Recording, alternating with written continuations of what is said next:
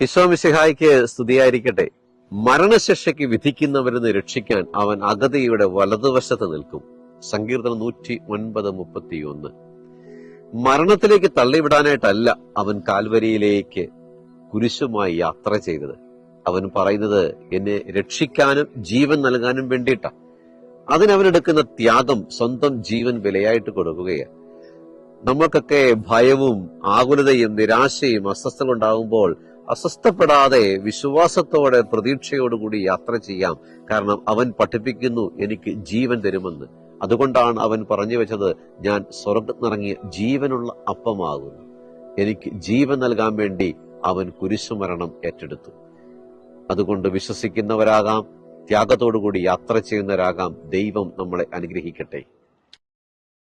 പരിശുദ്ധ പരമദിവ്യ കാരുണ്യമേ, എന്നേരവും ആരാധനയും സ്തുതിയും പുകഴ്ചയും ഉണ്ടായിരിക്കട്ടെ.